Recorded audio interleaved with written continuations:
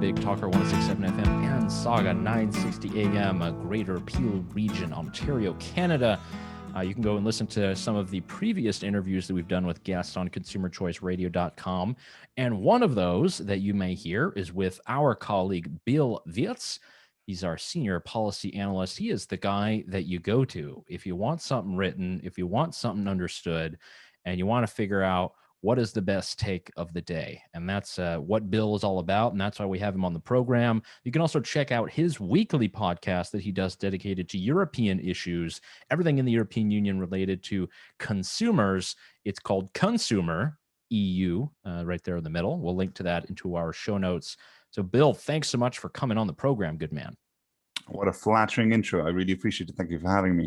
Of course. And Bill, we wanted to get you, man of the hour, on because you're someone who is following everything related to the Carol Baskin's virus case. You're following, all the different developments when it comes to vaccines. And then something that you caught, that this is an article in The Dispatch, how vaccine passports contribute to global inequality. So if you could tell our listeners a little bit about these vaccine passports, the idea of them, and then some of the concerns that you highlight in your article. So this idea is pretty much as old as the conversation about COVID-19 vaccines. The question is, what happens at the start of when we start vaccinating, and the first people are now immune, or largely depending on the vaccine that they get. Do they get any special privileges for that? Because in a way to get out of the lockdown, many people are saying, well, as soon as I'm vaccinated, I should be able to go to bars and to travel internationally and so on, because I do not constitute a problem, which, by the way, is still a scientific question that we need to solve, because the question of whether people who are vaccinated can still spread the virus is an entire question of its own. But the further implications are legal implications, because what you create is a two-tier system in which some citizens have rights that others do not. And as far as I know, there are very few countries that are even considering the option of making vaccinations mandatory. So here is something that is not mandatory for citizens to do, but the governments are now discussing to give special privileges to those who have done it. And I mean, to be honest, if you don't let people travel internationally and go to bars and so on, it is fairly mandatory, because at one point, if offices are also allowed to restrict you, you can't even go to work anymore. It becomes mandatory. And that's a conversation that we can have. But the vaccine passport discussion right now is at the point where the European Union says, well, you'll get this, what they call digital green certificate, and now you can travel internationally. And in my view, this makes it even harder on those who already have troubles traveling internationally from developing nations. Well, not just developing nations; it would also apply to Canadians, because right. our rollout is grossly slow. I think as of maybe yesterday, we were 42nd in the world in terms of doses per 100 people, behind one spot behind the absolute powerhouse of Greenland, who has managed to vaccinate more of its population in percentage terms than we have. But I guess my question would be, at first I was generally sympathetic to the idea, because it meant that, well, once you get the vaccine, it kind of infers that some sort of normalcy can come back. But then at the same time, I also felt like this is a solution to a problem that we will have in the very, very short term, that while it is implemented would become redundant in the span of 9 months. So like an example would be when Israel gets to de facto herd immunity, which they will do shortly. The Israeli passport is a vaccine passport, because the virus will be for the most part eradicated in that country. So it almost just seems like those who support it could have made a good argument if they were going to try and make this argument 6-7 months ago, and they had the plan in place. But it's like, okay, well, you're going to create this plan, you're going to roll it out in 3 months, and then in 9 months to 12 months, the whole system is completely redundant. And then the big thing for me is, well, then does it stay? Right. Yes. And I think that's important to note as well, because if you open that Pandora's box and like needing certification to travel, additional certification. By the way, just as a note, we've only had passports for about 100 years now, and those are some of the most falsified documents in the world. So just creating an entirely new one where you have no experience whatsoever as to how to do that and create an international standard will be hugely bureaucratic. By the way, so that of course is one problem.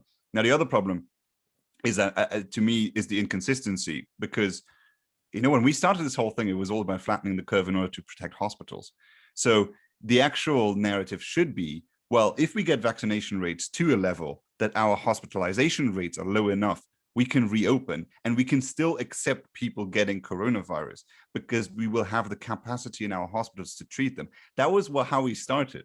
Now we're at sort of the narrative of like, we will eradicate this virus completely and nobody can get sick anymore. And in the meantime, nothing will be open.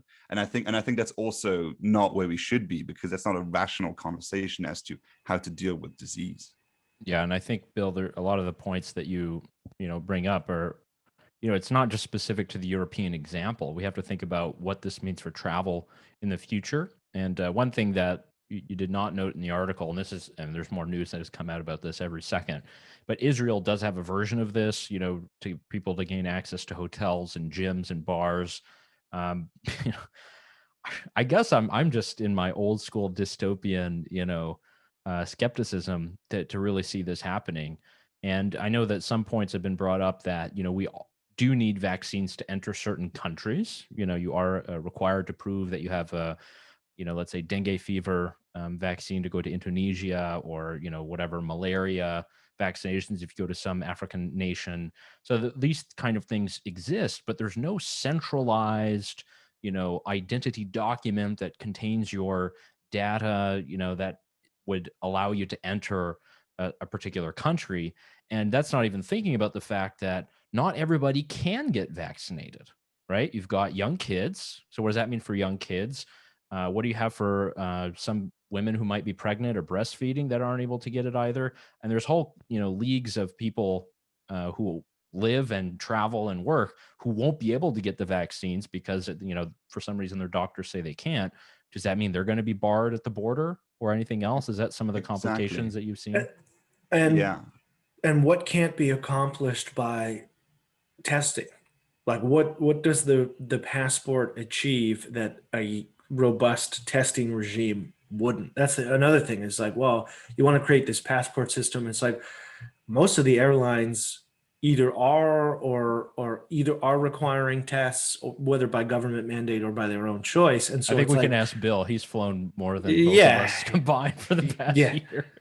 True. Yeah, I've been traveling quite a bit, and all countries have different rules. It's crazily complicated. If you fly through the Netherlands currently, you both need a 72-hour-old PCR test and an antigen test that you did at the airport just before flying. Exactly why you will need both of these.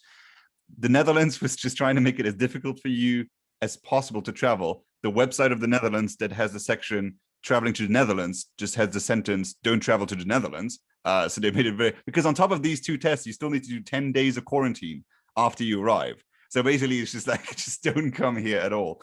And yeah, what you mentioned is absolutely true. I mean, there's certain African countries that don't even consider vaccinating. There's some countries that have expressed the no will at all to buy any vaccines. Now, like imagine you a young entrepreneur and you want to get into import-export business. And as we all learned in the past year, you can't get a business deal over Zoom. It's just not the same thing. Some things you just close because you get a drink with the person afterwards. You already made it super difficult. And now you say, hey, on top of all the visa requirements you have from certain countries, now you want to do business and you want to go abroad in order to talk to your legal office so you get the necessary licenses and all that and find a business partner. Now you can't do that because either you didn't get a vaccine at all, or, and that's also something I raised in the article, you might have gotten the wrong vaccine. Because if the European Union, for instance, doesn't approve the Sinopharm vaccine from China because it says it's not effective enough, well, now I got a vaccine in my country from China, and that's not valid in the EU. Do I need to get a second vaccine? Does that even work? Like there's so many complications, and to me, and that's why I describe Europe and the United States by virtue of that same, and I'm pretty sure Canada, would apply to that as well. Sort of these fortresses. We look at this from a very America-centric or Eurocentric perspective. Now we're trying to figure this out as soon as we can. We'll always throw out a word in one of the other government statements, like, oh, we are still considering third world countries. But no, we aren't. The European Union bans exports of vaccines, even to countries that might have purchase agreements with these companies already. We don't allow them to export their vaccines to other countries. And we tell their citizens, yeah, probably it'll be another 5 years before you can travel here. And I think that's just irrational. Because one last thing that I also wanted to mention is the inconsistency, because you can't simultaneously say, well, don't let anyone in because the virus will spread, and say, well, I'm protected, therefore I should be able to go to bars and restaurants, right? And also, people traveling, like if you don't allow the foreigners, those with not the right passports to travel, American citizens will still be allowed to return to the United States, no matter in what country they were. You won't be able to ban those people from traveling back. And American citizens and Canadian citizens have the advantage, like also have the ability to choose. You're not required to get vaccinated. So what happens to those people? Like, imagine I'm a Canadian abroad and I want to travel back to my home country where I live, and I have chosen not to get vaccinated. Now, what do I do? Like, do I not allow my own citizens to return? There's so many questions here. You go sit and rot in a COVID hotel.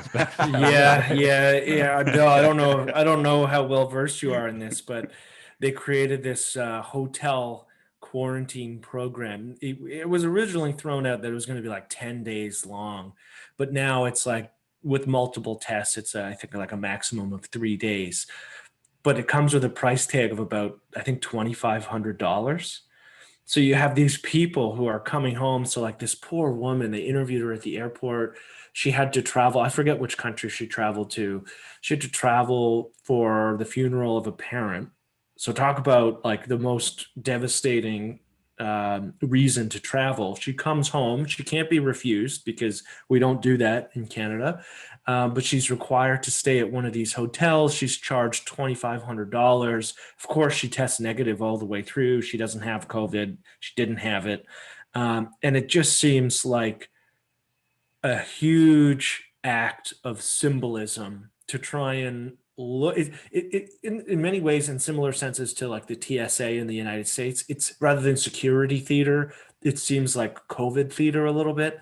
And it's just like, and I mean, there was another horror story of a woman in one of these hotels who was sexually assaulted by another person forced to stay in quarantine. So it's like, what are we doing? Why? Like this, Yael and I talk about cost benefit analysis on the regular. It's like, this doesn't even come close to passing a cost benefit analysis, especially when you consider when the other rules that existed where you just have to quarantine when you get home.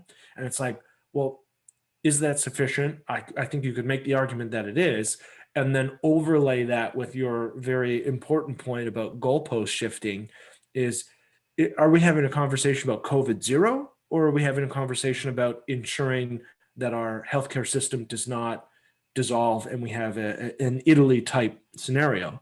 And I think more often than not, especially now, if we're looking at hospitalizations and rates, it's very easy to go, okay, yes, we're going to do this, or no, we're not going to do this. But if we're looking at it as COVID zero, I mean, will this ever end? It just feels like with COVID zero is the argument. It feels like you could just forever extend a lot of these measures. And for me, I mean, I've been home. It's going to be a year. It'll be the year anniversary shortly of when I looked at one of my good friends at a baby shower and said that it will blow over in a couple of weeks. How wrong was I? But I can't imagine having this conversation again in 9 months or 12 months and being like, well, we don't have rates at zero, so I can't go out to a restaurant properly, or are we going to have Christmas? Like, it just, that's an incredibly depressing forecast. It's not looking good, but we've been speaking with Bill Wirtz, who's our senior policy analyst here at the Consumer Choice Center, host of the Consumer Podcast. Bill, can you stay on a little bit? Maybe we'll bring you on in section 3. Absolutely. All right, perfect. So we'll bring Bill back in for our third segment. Stay tuned here to Consumer Choice Radio, consumerchoiceradio.com. And we are back on Consumer Choice Radio. We've got our colleague Bill Wirtz here, who's he's agreed to sit in. This is a typical radio gimmick that you do. It's like, can you hold on after the break? And thanks for doing that, Bill. So we've got a couple other topics to add to this. That we hit the royals in the first part, talked about those vaccine passports there in our second segment with Bill. Now, David's coming to the table. He's got plenty of news stories and arguments he wants to bring up. So, David, let's hit us with your best shot here. Yeah. Okay. So, I mean, Yael, you were just interviewed en français about plastics. We've talked about plastics a fair amount, but Bill, I know you've also written about plastics in the EU. So the backstory there is yet another community is looking to ban single-use plastic grocery bags, and this gets sold as a viable solution to the issue of plastic waste or climate change. And most of the data just suggests that that's not the case. I mean, you look at, I mean, I sound like a broken record a little bit because I talk about Denmark all the time, but Denmark's environment ministry looked at this. They said that paper bag alternatives have to be reused something like 43 times in order to have the same environmental impact as a plastic bag. And everybody knows you're not going to use a paper bag that many times. And so, Bill, I'd love to hear your take on these plastic bans, maybe where you've seen them in Europe, what the outcomes have been, just maybe to forecast for some of our listeners who, whether on both sides of the border, Canadian and American, who are kind of irritated about this mission creep that's now targeted plastics. So in Europe, we've just we had multiple proposals to ban single-use plastic items. So this is like the forks and spoons and plates and all of that, and we've moved far on this. And we also have this this new tax. This is an EU tax on plastic packaging as well. So this is where member states will be rated on how much plastic packaging they produce per year and use per year, and then they will be taxed. So then the member states have the ability to decide how they want to, tax this overall. And I think the result has been similar to what you've been describing. If you just take the example of like the bags as using it for disposal, for instance. My grandmother, she would use these single-use plastic bags in order to dispose of her of her trash, and now that she doesn't get these anymore, she buys the actual like bin bags. And when you look at the environmental impacts of these bin bags, they're far worse than the single-use bags that that we just banned. So overall, I just see very much what's happening here, and I think, if other countries want to consider doing this, they should look at the European example, and we should look at this from the perspective of data. And if the paper bag is better for the environment, I'm happy to say, hey, this is how it works. But if you actually analyze the data, then choosing plastic is actually not that bad of an idea. Yeah, and I think this is always couched in the, look at us, we're taking action. We're actually doing something. We're banning the single-use plastics at the city council level in New Brunswick, is the example David was talking about.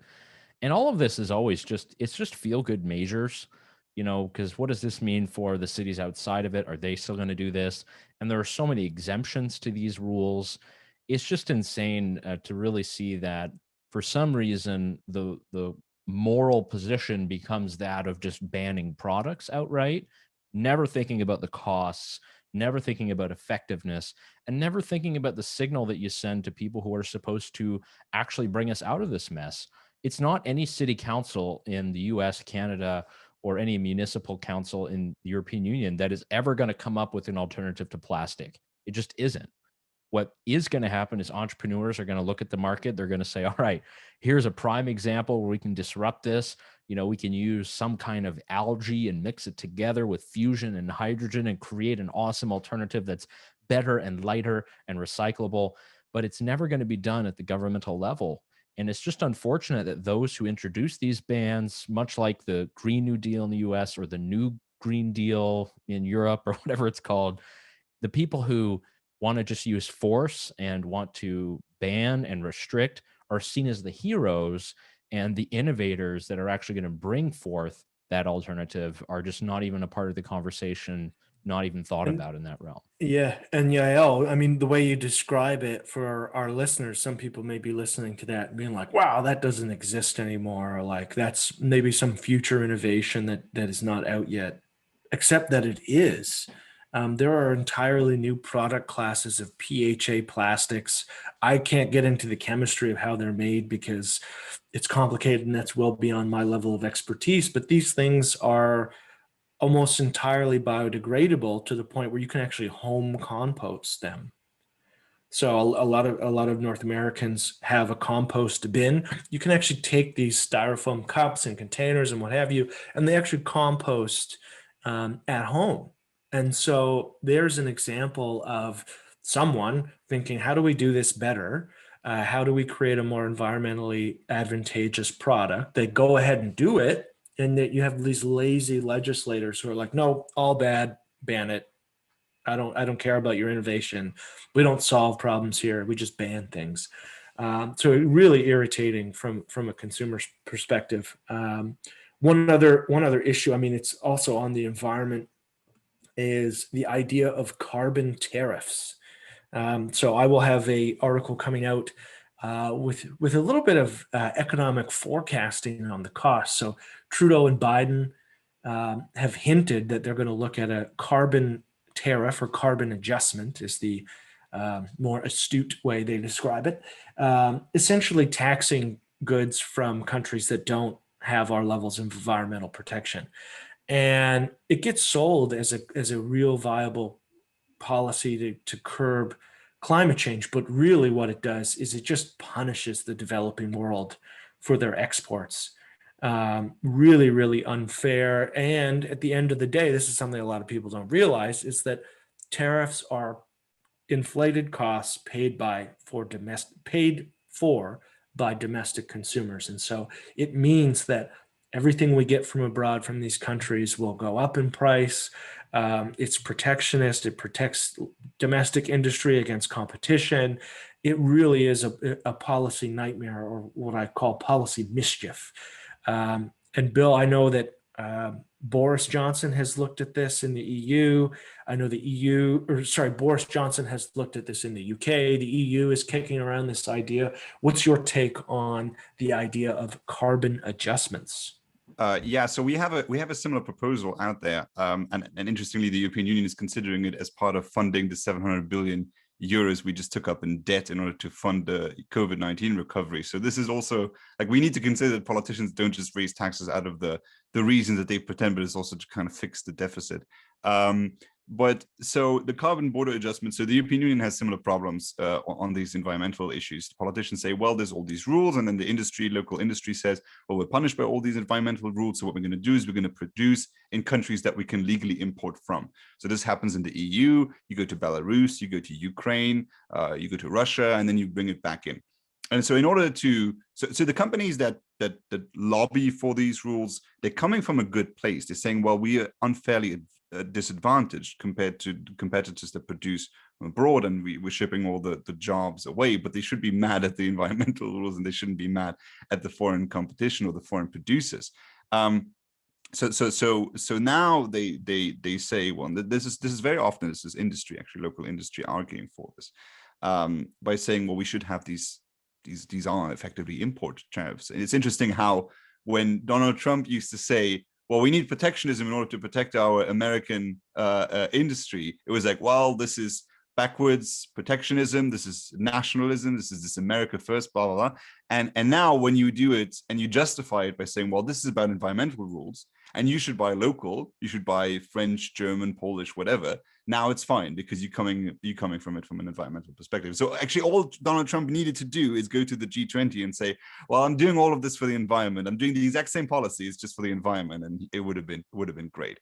So we have the exact same conversation in Europe. And it's really bad because if you're a country trying to get to a place where you can actually invest into better technologies, if you want to invest in renewables, if you want to invest in nuclear power, you need the economic productivity. And for that, to get that off the ground, you need to export.